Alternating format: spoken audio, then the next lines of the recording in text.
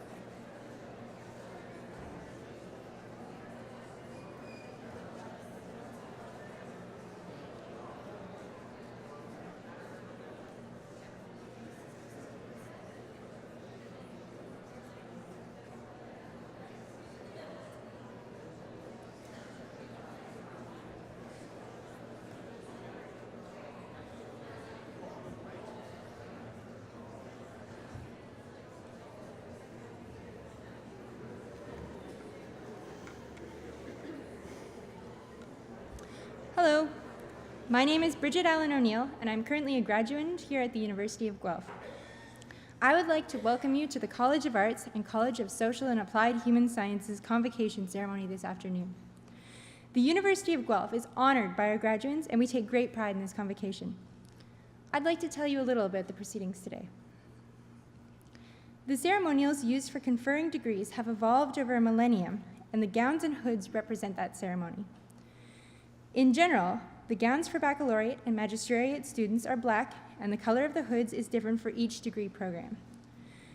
The doctorates at the University of Guelph have bright blue gowns, and honorary degrees are red. The University of Guelph crest, which you can see in the curtains behind me, and is shown on the cover of the convocation program, also represents our specific history. The emblems in the crest show links with the royal city of Guelph through the white stallion above, the convocation to liberal arts through the book, and the connection to the sciences through the astrolabe, and our connection to abundance and agriculture through the cornucopia. The University of Guelph motto, Rerum cognoscere causas, is a quote from Virgil. It is variously translated to be either, happy is the one who is able to ascertain the reason for things, or to know the meaning of things. The procession of people into hall is also influenced by tradition.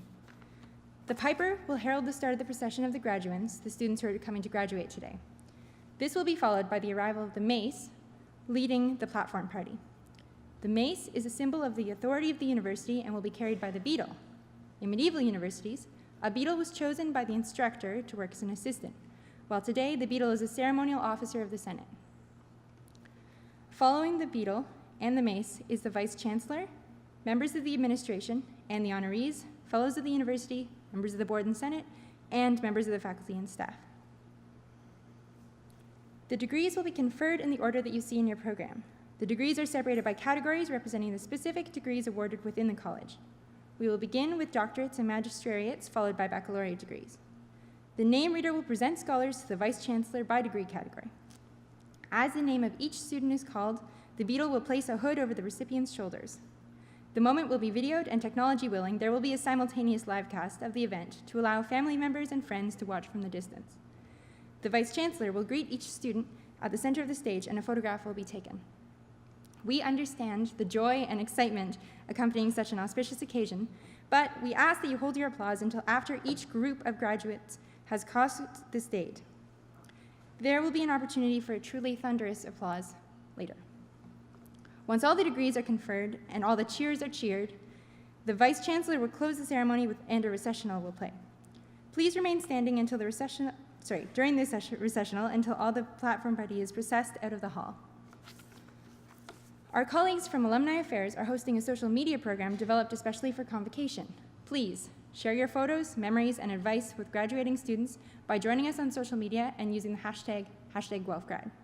Finally, may I be the first person to congratulate my fellow graduates on their various successes and offer my congratulations to the family and friends who are here to support them. Welcome to the convocation at the University of Guelph.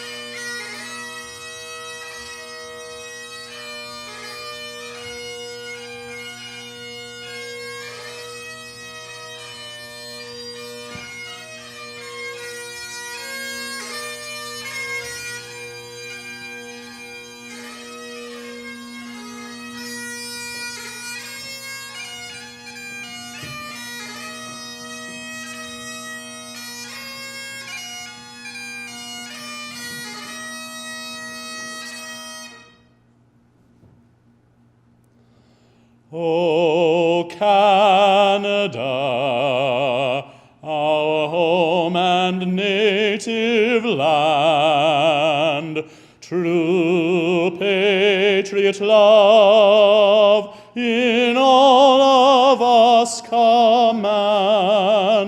With glowing hearts we see thee rise, the true north strong and free.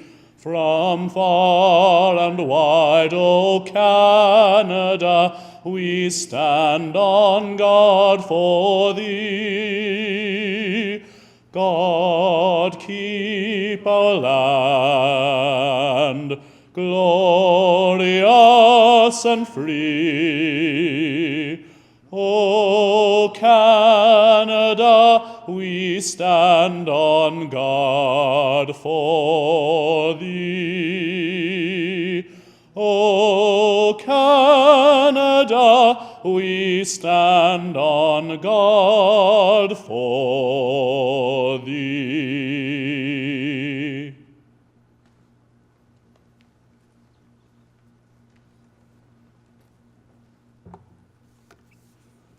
While you are standing, please consider in your heart for one moment the land on which you stand.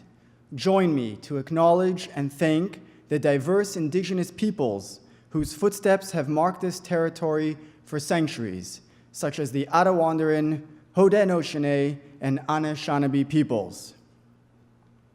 Now that you're pretty well all grown and nearly graduated, you'll discover that in pretty well every thorny situation, you're either part of the problem or part of the solution, and you will have to make up your mind. Like the fellow who was a horrible chain smoker, and one day he happens upon an article that explains the medical effects of his addiction. He's traumatized and terrified, just beside himself. He is so scared he can hardly breathe. Right there and then, he makes the resolution and he speaks it out unequivocally. He clears his throat and he says, from now on, I will never, ever read another article about smoking again. So this fellow decided to be part of the problem. Charles Dickens, in his book A Tale of Two Cities, writes, it was the best of times, it was the worst of times. For some cosmic reason, these two extremes seem to come together throughout history.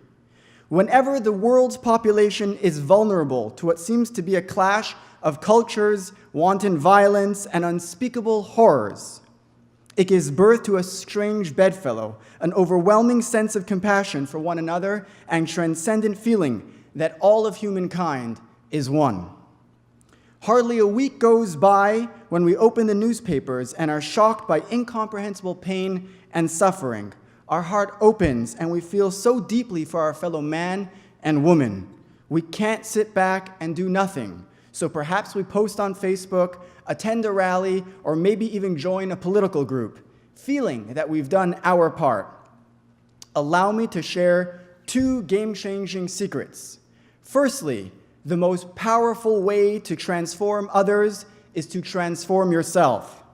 Parents, educators, and mentors who are well experienced in their craft know this too well. And now you know it too. Secret number two, never underestimate the immense power of a single act of kindness and compassion. Every seemingly random expression of love and generosity has a resounding impact that reverberates around the world. It's not just a slow ripple effect. It's an avalanche effect as people feel empowered and heartened when they become beneficiaries of someone's attention and care. So now you have it. You spent time in the incubator of the University of Guelph, taking in the wonderful instructions and staff, taking in what the wonderful instructors and staff have conveyed to you. Now that you're about to graduate, it's time to pay it forward. It sounds like a trite phrase and platitude, but it's absolutely true. You and you and you and me can change the world. How? With random acts of courage, kindness, unconditional love. noticing someone else's misfortune, and instead of just shaking your head, you lend out your hand. That hand can and will join with other hands throughout the world to make this world a better place.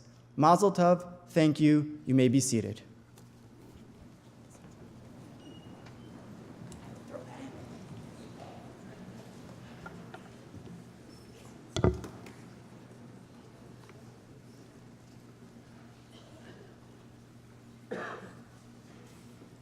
Good afternoon. I'm delighted to officially open this 2017 University of Guelph Convocation Ceremony and welcome everyone here. President Vaccarino, members of the board, honorary fellows, faculty, staff, family, and friends of the graduates. Today, as we celebrate the achievements of our graduating students, I'd like to offer particular welcome to our convocation speaker, Robin Roth, who will be introduced to you shortly.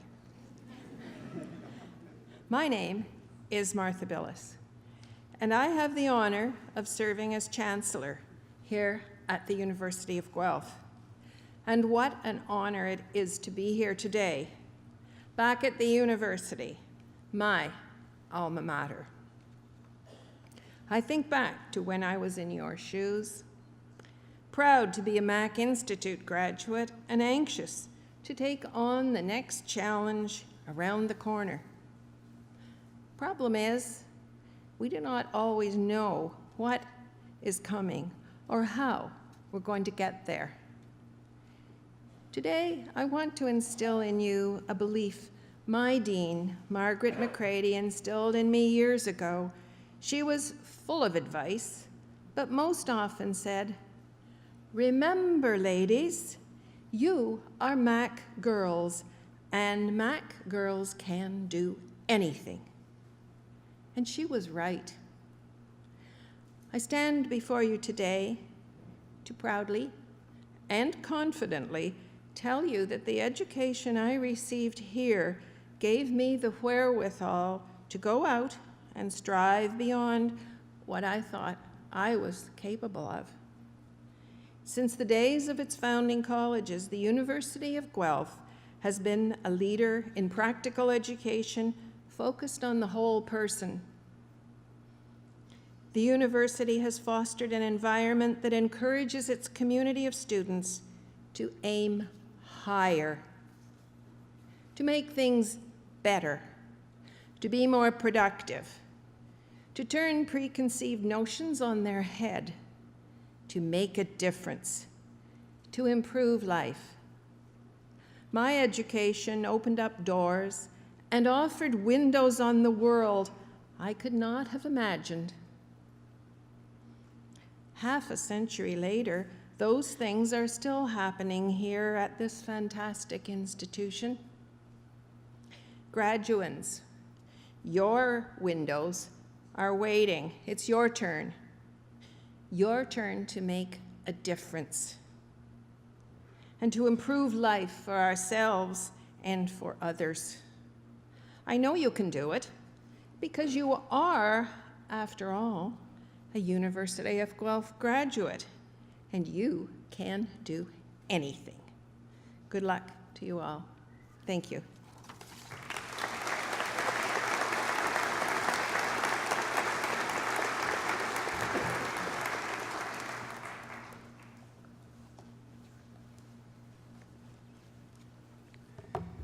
Well, good afternoon, everyone. My name is Franco Vaccarino, and I have the honor and the great privilege of serving as the president and vice chancellor of this great university. Well, graduates, this is your big day. You've worked hard, you've persevered, and you've made it. Well done and well deserved.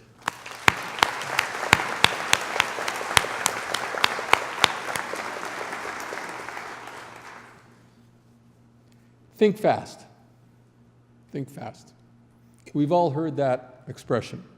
You don't often hear anyone tell you to think slow. Think slow. My main message today is twofold: think fast and think slow. As a psychologist, I'm interested in cognitive sciences and neuroscience, and speaking as well as a parent of university-age children, I believe that fundamentally your minds are different from those of your parents' generation. We see how you absorb information, how you interact with and through information technology. Young people are very, very, very good at coping with lots of information and shifting their attention accordingly. Basically, your brains have adapted to a very fast-paced world. Today, we are navigating a river of knowledge, one that's growing larger and flowing faster all the time. New ideas are coming at us at an unprecedented pace. New innovations, new ways to connect the dots, new ways to understand this world. We need to process more and more information in the same amount of time. We need to think faster. And you might call that fast thinking, reactive thinking.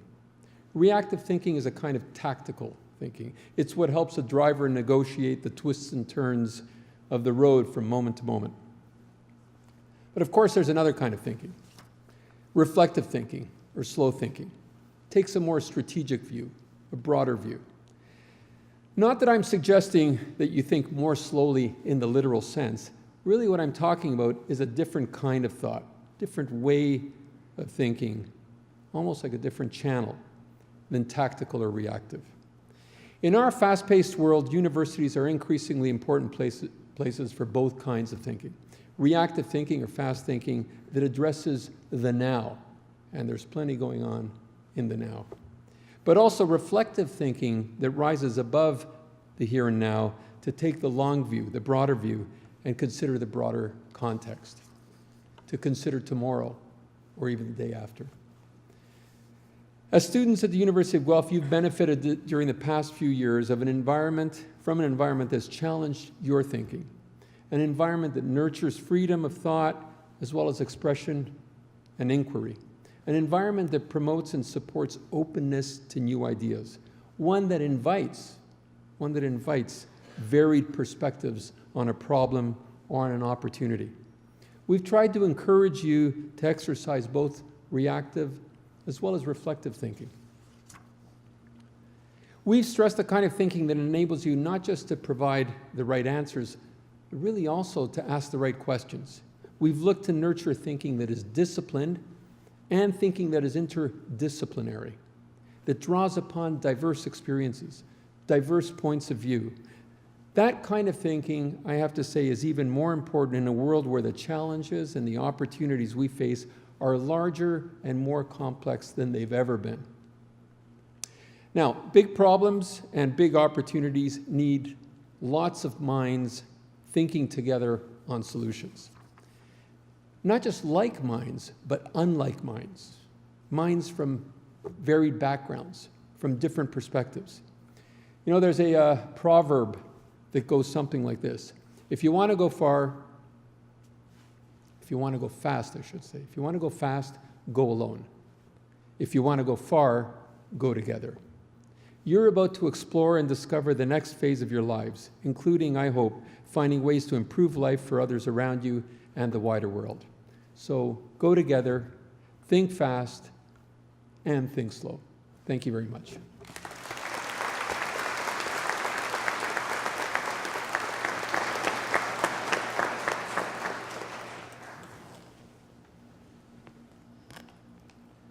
I am pleased to invite Robin Roth, Associate Professor in Human Environment Geography, to now give the convocation address. Robin? Thank you. Welcome, graduates, families, friends, and esteemed colleagues on the platform. When Dean Chapman asked me to deliver one of these convocation addresses, I was immediately humbled by her trust in me, and I started to think about what it is that I could say that would demonstrate to you her wisdom for asking me, certainly, as well as, of course, leave you with something at least a little bit memorable. Because quite frankly, about 20 years to the day, I sat about where you were, and I don't remember much about the address. So while that might have let me off the hook, what it actually did was make me realize the importance of my task. So I started to get a bit stressed out. And like most people when they're a bit stressed out, I had a bit of a panic, and I Googled it. I Googled best convocation addresses ever. This was a really bad decision on my part. So Will Ferrell, about a month ago, sang part of his. I'm not going to do that. You will be very relieved to know. But Google did give me a few ideas. So these are the things that convocation addresses are supposed to say. They're supposed to tell you to give back to your community. Be sure to thank your parents. That school was the easy part, and the hard work begins now. To tell you to take chances and follow your dreams. Say something like, you will probably fail and fail again and fail fantastically, but don't worry about it because that's what learning is all about. And of course, be bold. I'm not supposed to mention student debt because that's not funny. All of these things are true, but my personal favorite, and the one I want to spend a couple of minutes on, goes something like, the world is a mess, go forth, take your degree, and save it, right? So geopolitical challenges, climate change, the contradictions of poverty amongst plenty, global leadership vacuums, rising rates of addiction, reconciliation between Indigenous and non-Indigenous Canadians, and biodiversity conservation, and the list could go on. All of these bear at least some markers of what can be referred to as wicked problems. These are problems that the longer you wait, the worse they get, for which solutions are not correct or incorrect, but rather better or worse, for which there's a high degree of uncertainty. We don't really know the drivers or the outcomes all that well, and for stakeholders and right holders have different worldviews and different ways of understanding the problem. So it's easy to feel helpless and overwhelmed in the face of these kinds of challenges. But for the most part, I don't. Most days, I feel quite hopeful, and part of the reason for that is in front of me. I came to Guelph after years at another institution, in part because the Guelph grad, especially I'll say the Guelph grad from Seesaws, is one who gains solid, rigorous understanding of their chosen subject area, who understands its connection to the world outside the classroom, and who seeks to leverage these new skills and knowledge to make their community better in some way. And I wanted to be a part of that. Change lives and improving life, right? So the world's a mess. Go forth. Save it. 20 years ago, sitting where you are today, I would have embraced this idea, both that the world is a mess and that I needed to save it. I'm going to refine that statement. The world is not a mess. My office is a mess. And while I could argue that whoever declares it a mess simply doesn't recognize the logic behind its organization, I would likely lose that debate. My office is a mess, but a mess can be cleaned up with a bit of will. It's a relatively simple solution to a mess. Clean it up.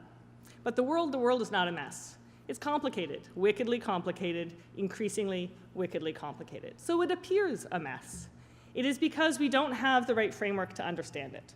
And while university can help with that, it is too large a task for 4 years, 5, 6, 7 years, no matter how intensive. And the reason for that is that there isn't one framework. There can't be just one framework. One of the most important things I think you have learned in the past few years is that you can't save the world alone. I can't save the world alone. It requires company. It requires more than one person, more than one discipline, more than one type of knowledge, and more than one set of experiences. So one of the most important things I'm learning when I go do research in places far from my comfort zone and with people whose experiences and upbringings are distinctly different from my own is that I am learning how to be an ally. So this is a term I became more aware of since beginning collaborative work with a few First Nations communities in Canada, though it's also used by a lot of social movements aimed at addressing the root causes of marginalization. It's used to denote someone who is reflexive about their own privilege and who works in solidarity with others to dismantle various kinds of oppression. But I think the idea can be applied more broadly. I don't want to water down its core meaning, but rather extend it and suggest that when addressing really difficult and complicated social and environmental problems, wicked problems, we all need to learn how to be a good ally. I'm going to tell you a few short stories about my research to give you a sense of what I mean. So when I first started conducting research in rural Thailand about 15 or so years ago, I was doing a livelihood study, so trying to figure out what people do and where and why. And so one of the things I was curious about, amongst a lot of other things, was the division of labor between men and women in the village I was working in. So I saw women waking up early, really early, collecting firewood, carrying firewood, stacking firewood, creating, building fires to make breakfast with. So I assumed that, firewood was women's responsibility. But when I asked, I was told that it was a responsibility equally shared between men and women. And my first reaction was like, yeah, I think they're just trying to make it seem as though they're equal, but really, they're not telling me the truth, so I hung around a bit longer. So as time went on, I began to understand things differently. Turns out that when women gather firewood every day, so what I was seeing was true, men gathered and transported firewood from newly cleared agricultural fields. So they collected as much firewood in 2 weeks as women did throughout the year. Firewood was seen as a shared responsibility. So it's this story, amongst many others, during that year and a half, when I began to learn how my expertise has limits, how to ask better questions, and how to recognize that my framework misses things and needs to evolve. Fast forward many years, and I've invited representatives from 10 First Nations and Inuit communities to Edmonton in advance of a Society of Conservation Biology meeting. The intent here was to have community members speak directly to conservation biologists about how best to deal with conservation issues on traditional territory. I had an agenda for our first day together. There's an hour of introductions, and then we're going to get brainstorming on experiences and things that work and things that don't. Well, we didn't get past introductions. It was like 8 hours of introductions. I learned 2 very valuable lessons about being an ally at that meeting. The first is to be a good listener. So I put aside my agenda of what I thought we were supposed to be talking about, and I opened my ears to things that were actually really hard to hear at first. I heard stories that questioned the expertise and thus the authority of academics and scientists. I heard stories that redefined conservation. This is what I study. Redefined conservation not as something that protects nature from humans, but rather something that helps repair the relationship between humans and nature. And I heard stories about being overwhelmed by demands for Indigenous expertise and perspectives by people like me saying, hey, tell me your opinion. The second thing I learned is the importance of relationships, about how important it is to build and maintain relationships and show respect for other people's experiences, knowledge, and understanding. And now, in a couple of weeks, I'm going to head out to southern Alberta to meet with members of the Blackfoot Confederacy. We're going to talk about how best to combine Blackfoot knowledge and conventional social science knowledge to collaborate together on a project called the INI Initiative, the vision of which is to restore free-roaming bison into Blackfoot traditional territory. I'm certain I will learn more lessons about how to be an ally there. So success in these fora is not about applying my expertise to solve the problem, to clean up the mess, but rather about listening, allowing my ideas to be challenged, trying to understand the situations and knowledge of others, develop genuine relationships, and then collectively build a framework that allows us to work together towards shared conservation and social justice objectives. So when you get your degree, in a matter of minutes, have tremendous pride in what you've learned and what you've accomplished, but also recognize the limits of your knowledge and experience. Remember to reach out to others with different understandings and perceptions. Remember to listen, and then move forward collaboratively and work together towards a shared future. Remember to be a good ally. You'll be happy to know that a BA from CSAWS means you're well on your way to having the skills in collaboration, cooperation, and communication necessary to help tackle wicked problems. These are things you will have learned in all those nasty group assignments that you've had to do over the last few years. There is a method to our madness. But be prepared to continue to hone those skills and develop them in ways that allow you to bring the best of what you know, of who you are and what you care about, to all of your future challenges. Best of luck. The University of Guelph is with you all the way.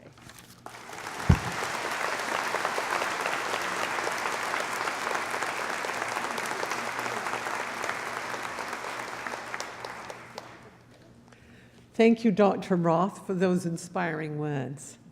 Good afternoon. I'm Charlotte Yates. I'm the Vice President Academic and Provost of the University of Guelph. And I have the great honor of helping you in the next step towards your graduation. So if I could ask you, will the graduating class please rise? Madam Chancellor, I have the honor to present to you these scholars who have fulfilled the statutory requirements laid down by the Senate of the University of Guelph, that they may be admitted to their various and several degrees. By virtue of the authority vested in me and in the University of Guelph, I hereby accept you for admission to your various and several degrees, with all the rights, privileges, and obligations appertaining thereto. Will the graduating class please sit?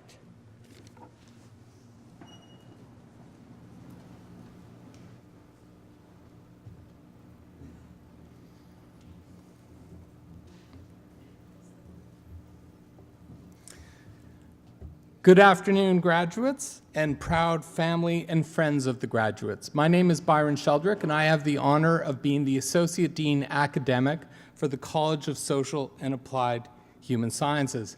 Now, I'm sure everyone in the room is excited. The graduates are excited. Family and friends perhaps are even more excited today. And I'm sure everyone is looking forward to seeing their graduate cross the stage and be greeted by the president of the university and receive their convocation award. Now, you may, of course, want to express that excitement in some audible fashion. Hoots, hollers, cheers, sighs of relief are all welcome and indeed encouraged. But we would ask the general audience to hold your collective applause until the end of each class of graduates, and I'll give you a signal when that is.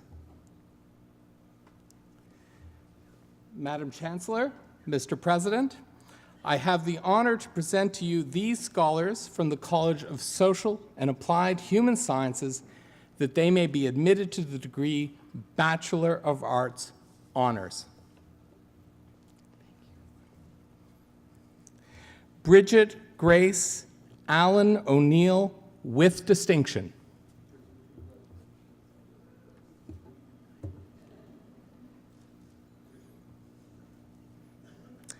Peter Christopher Jonathan Anglin.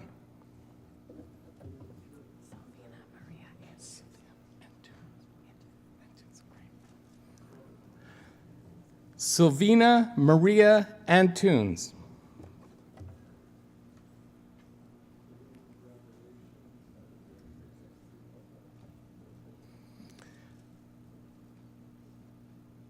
Krista Michelle Armstrong with distinction.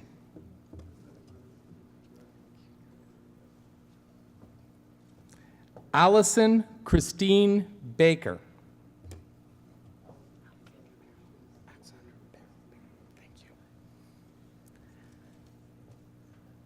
Alexandra Barrow.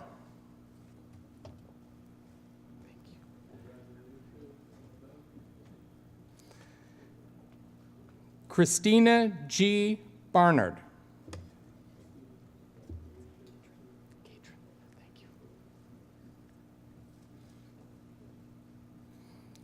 Katrin Emma Bell with distinction.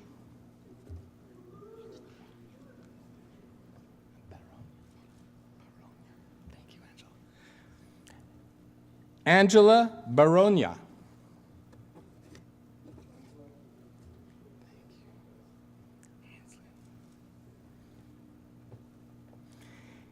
Ainsley Lena Sharon Black with distinction.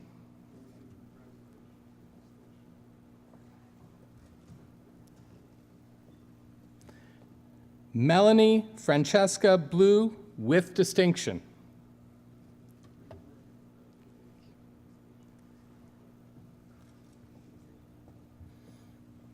Heather Margaret Book.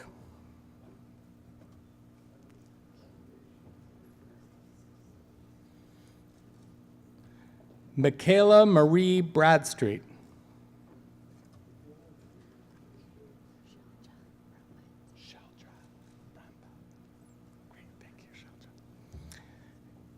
Shelja Brambat.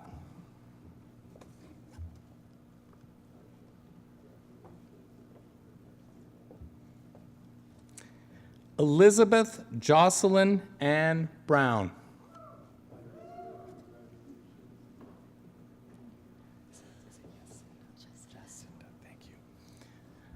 Jacinda Joanne Rose Burns with distinction.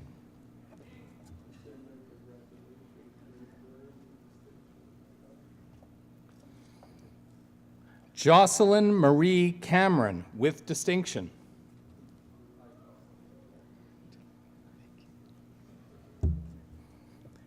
Erin Tilly Campbell.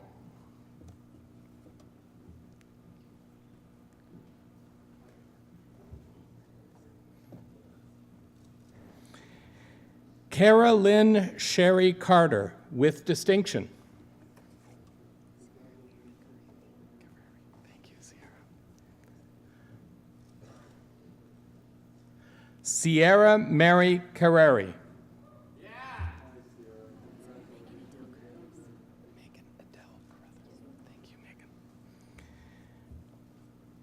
Megan Adele Carruthers.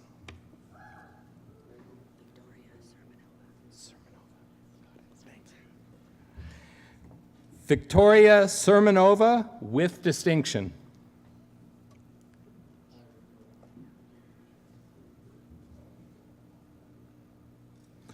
Rebecca Clayton, with distinction.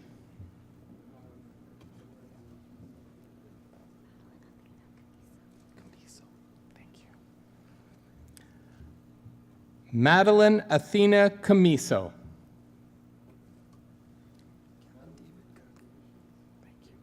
That one's an easy one. Kevin David Cook.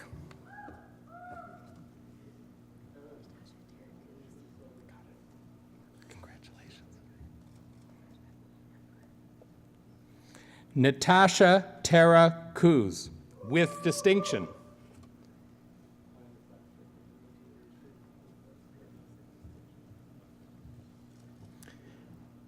Kaylee Ann Cotterill.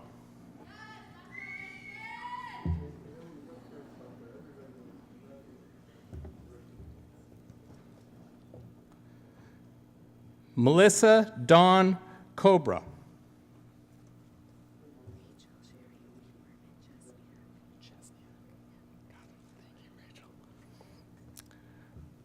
Rachel Sherry Lieberman Kosniak.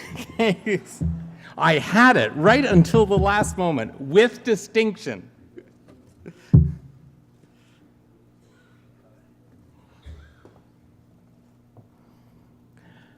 Catherine Irene Dempsey, with distinction. Alicia, thank you, Alicia. Alicia Deppner, with distinction.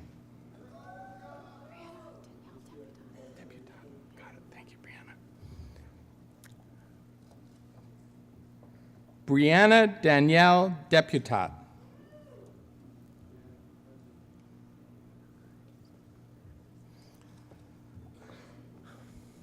Laura Abigail Douglas, with distinction.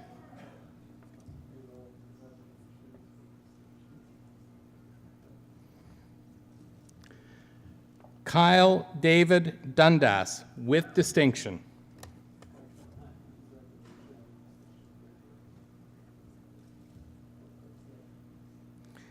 Leanna Beverly Feltham.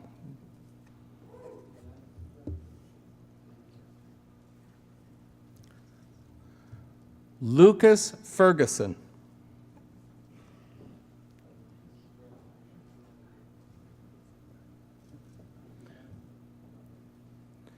Rebecca Finkelstein, with distinction.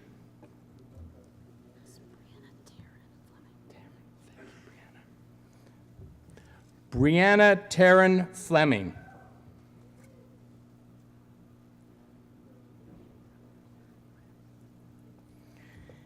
Erica Jocelyn Foley.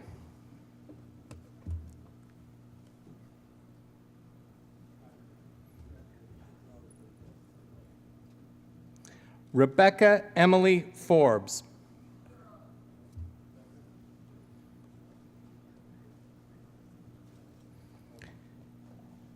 Jamie Cale Furman.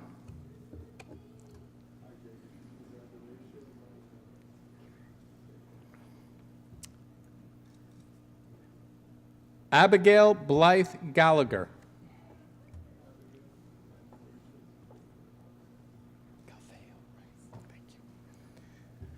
Jennifer Sue Galveo, with distinction.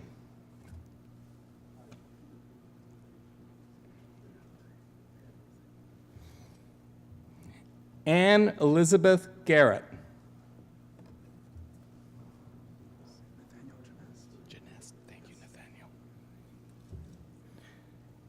Nathaniel Genest.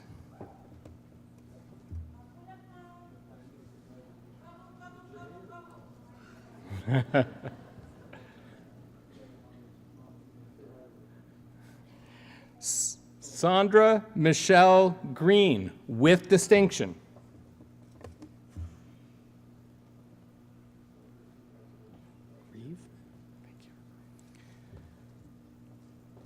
Dylan Jack Grieve.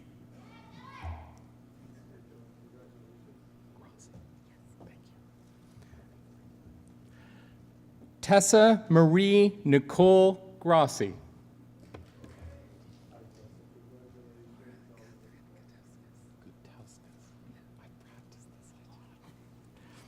Laura Catherine Gutauskas, with distinction.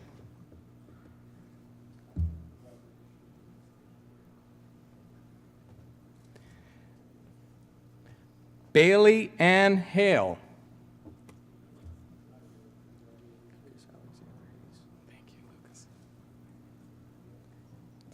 Lucas Alexander Hayes.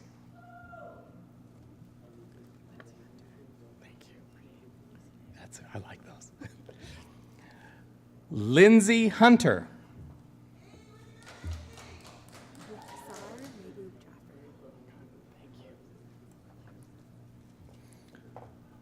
Ruksar Mehboob Jaffer, with distinction.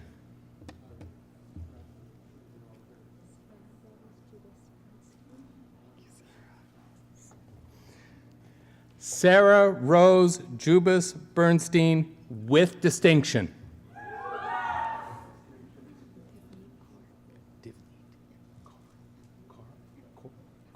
Okay.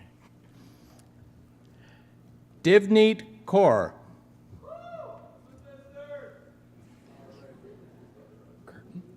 Thank you. Samantha Curtin.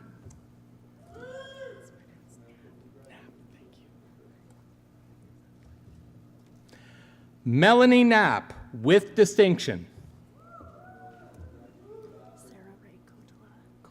Thank you, Sarah. Sarah Ray Kotala, with distinction.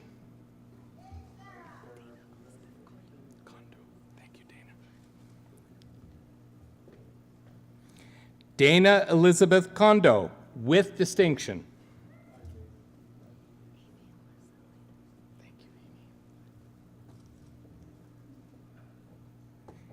Amy Alyssa Leiter.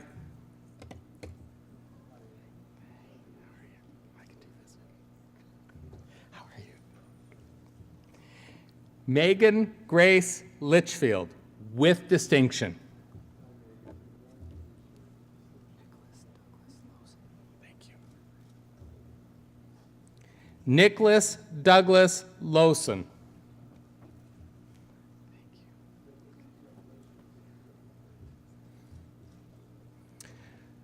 Carly Adriana MacArthur.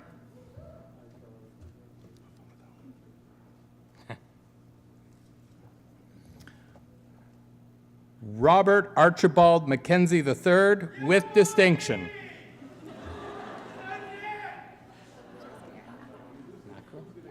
We have to wait a minute.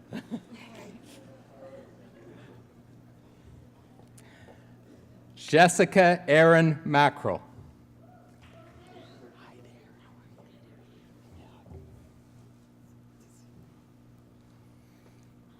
Amanda Nicole Manderson, with distinction.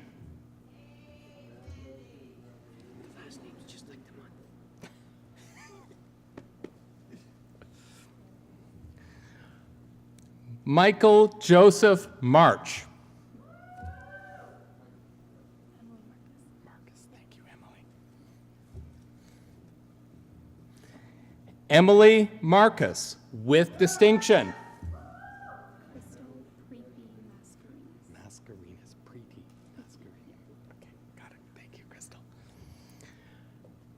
Crystal Preeti Mascarenas, with distinction.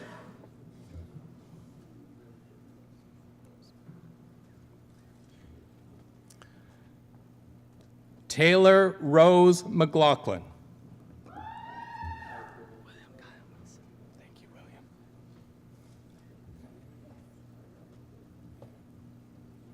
William Kyle Milson with distinction.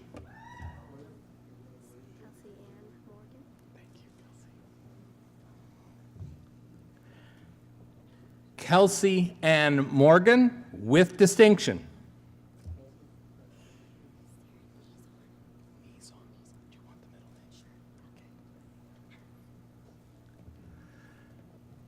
Sarah Michelle Nizon with distinction. Jessica Ing. Thank you, Jessica. Jessica Ing.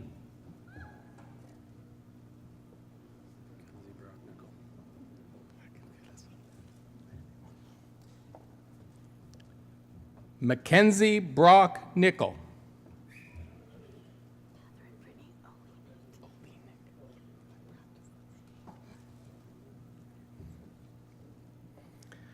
Catherine Brittany Olenek. Thank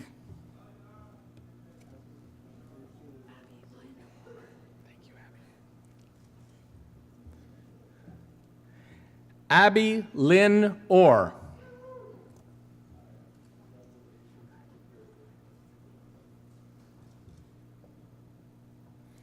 Megan Kelly Paler with distinction.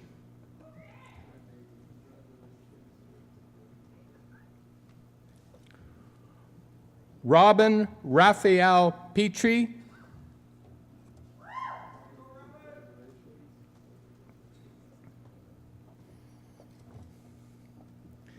Olivia Nancy Phillips.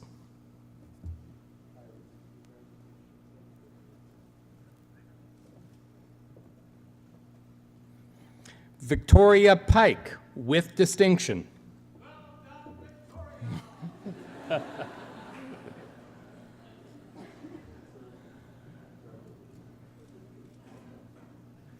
Chloe Louise Preston with distinction.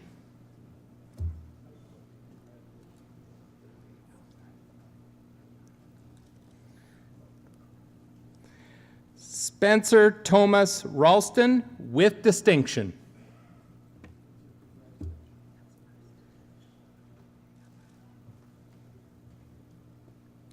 Emily Elizabeth Richard.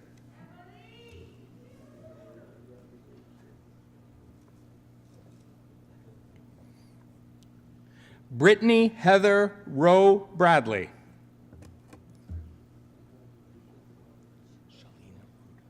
Thank you, Shalina. Shalina Ruda.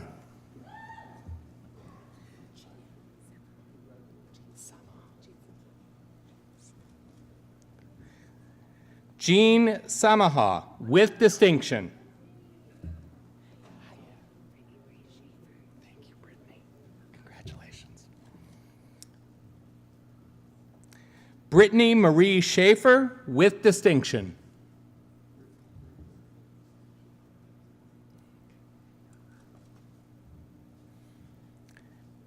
Adam Mackenzie Schmidt.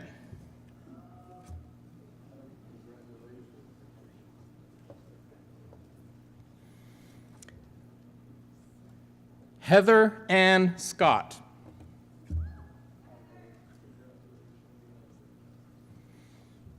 Emma Louise Sharp.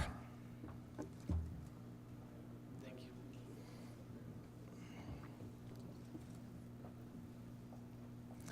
Philip Bradley Shepard.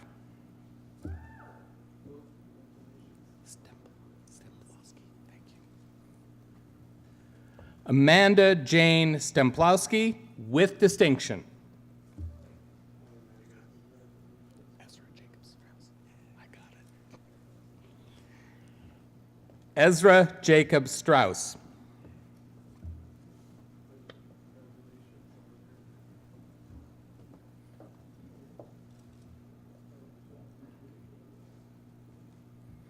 Vanessa Tan.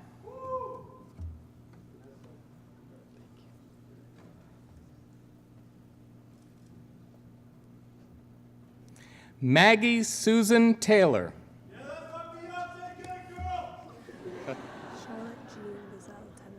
Bazell Tenson. Got it. Thank you, Charlotte. Charlotte Jean Bazell Tenson.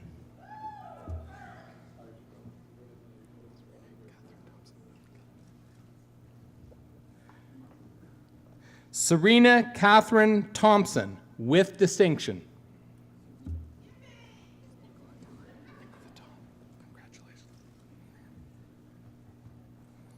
Nicola Todd, with distinction.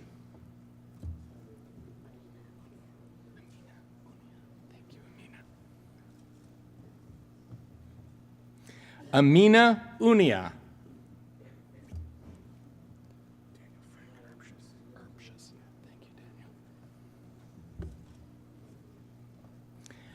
Daniel Frank Erbschuss. James Edward Vaclavec. Thank you.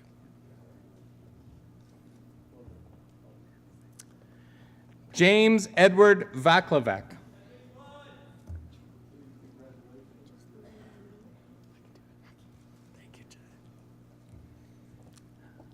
Lauren Van Veen.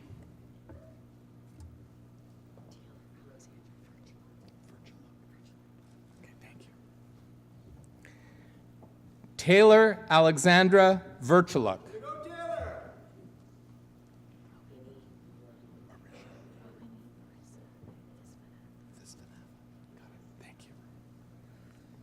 Rohini Marissa Visvanantha.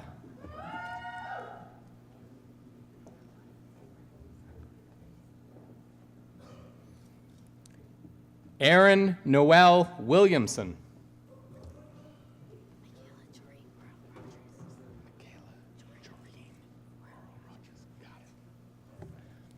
Michaela Joreen Worrell Rogers. Sasha Zanelli. Okay, thank you, Sasha.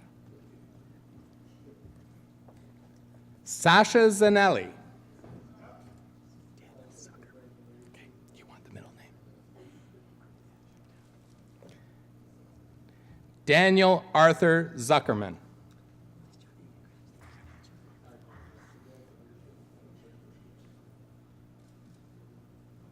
Ladies and gentlemen, please join me in congratulating this exceptional group of scholars.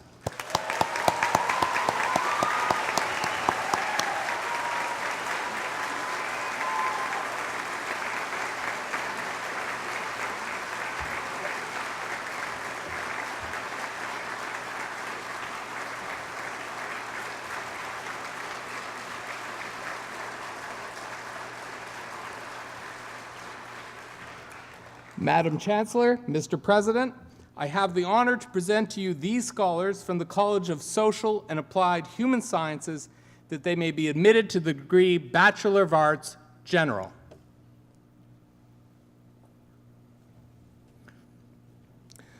Scott William Mitchell Batory.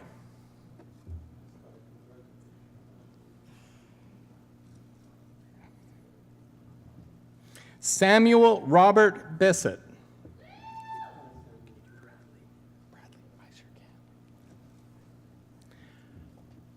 Bradley Breeden.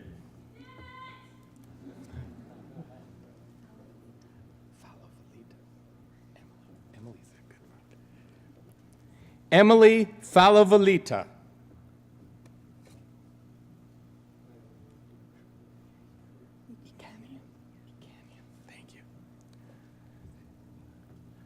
Shirley E. Ekanyan.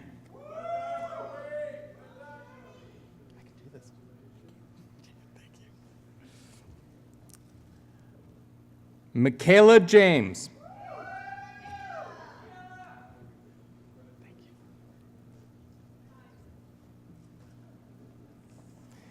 Danielle Lauren Kelly.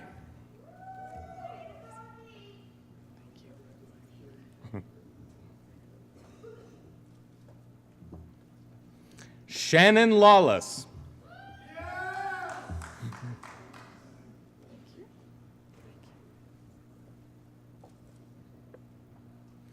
Kate Elizabeth Lewis.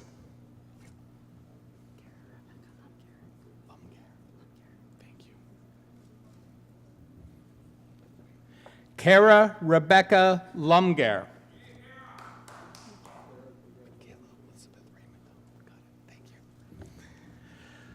Michaela Elizabeth Ray McDonald.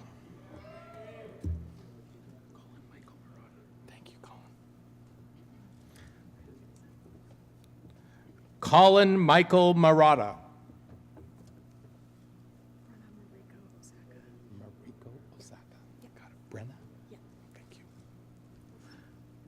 Brenna Mariko Osaka.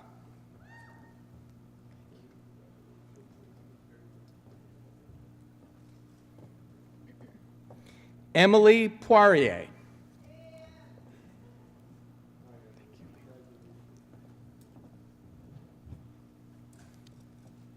Leah Robinson.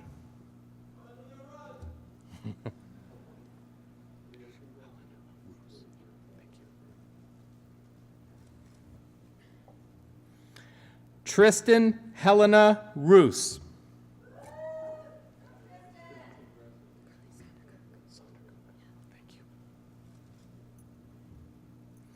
Carly Edna Elizabeth Sondercook.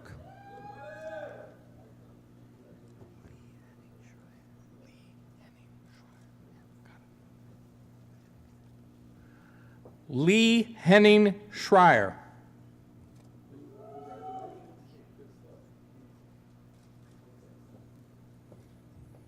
Erica Lillian Christine Simpson.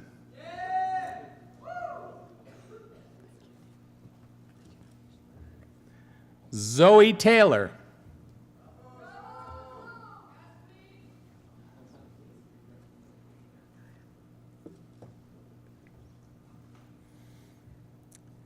Connor Young.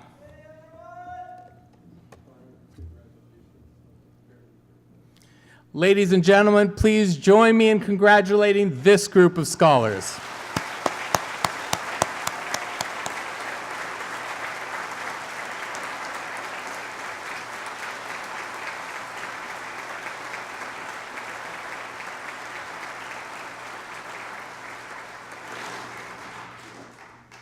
Madam Chancellor, I would ask you to confer the various and several degrees on the graduates listed in the program but unable to be present at this ceremony.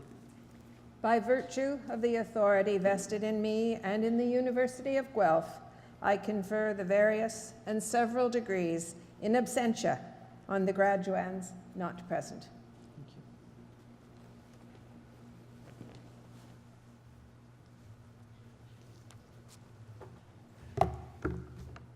Well, graduates, you did it. Congratulations. Terrific job.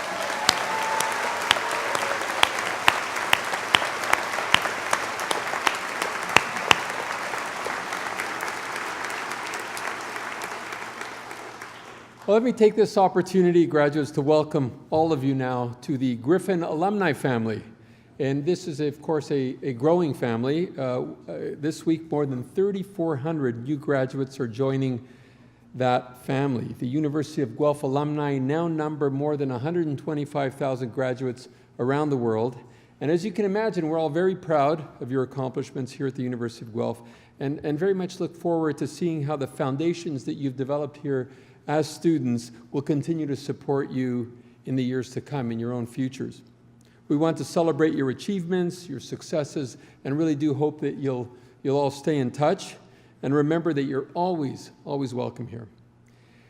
Graduates, I'm sure you've made many memories here at the university, including today's ceremony. And I'd suggest that you remember this as well. You're a student for a short time, but you're a Griffin forever. Congratulations. Well done. Well done.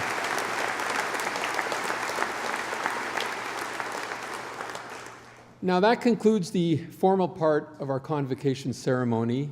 The College Dean will be hosting a reception for all graduates and their guests in Creelman Hall after the ceremony here, and of course right next door. And this is an opportunity to congratulate the graduates, mingle a little bit, and we do hope that you can attend. And now, the final word is from our Chancellor.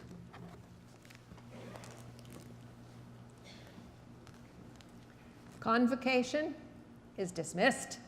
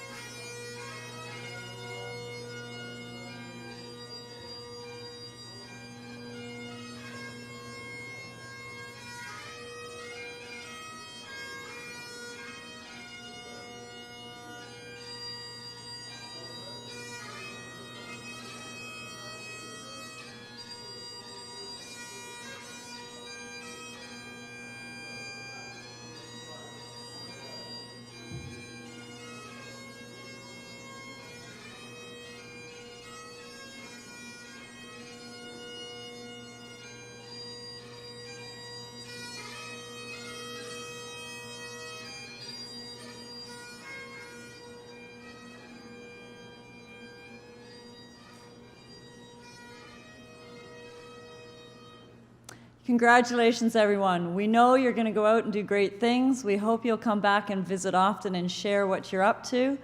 I'm going to ask you for a little bit of help in making sure that we can prepare the hall for the next group of eager families who are waiting for their students to graduate. One is we're going to ask you to exit through the side doors with the students first and the families following.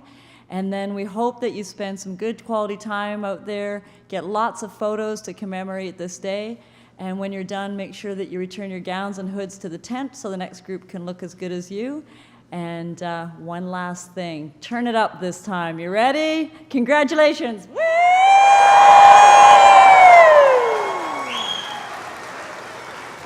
Now you're ready to go.